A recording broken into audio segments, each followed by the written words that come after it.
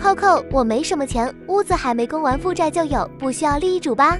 好多客仔佢哋都以為我都冇錢，我仲爭緊銀行錢呢，嗰間屋都仲未屬於係我嘅，我立你做咩嘢？但係你要知道啊，凡事係你嘅名嘅資產都係屬於你嘅資產㗎，而且佢最麻煩嘅係，萬一真係出咗事嘅話，咁樣你嘅屋企人同你嘅父母佢哋係點樣去幫你處理所有嘅嘢？佢哋係處理唔到㗎，因為佢唔知道你有咩資產。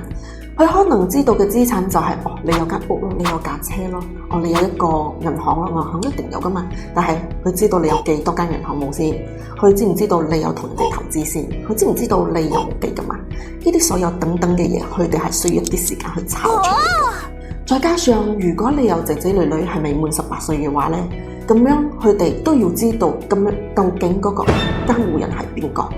邊個負責去照顧你嘅仔仔女女？邊個去安排所有嘅生活費、教育費俾你嘅仔仔女女啊？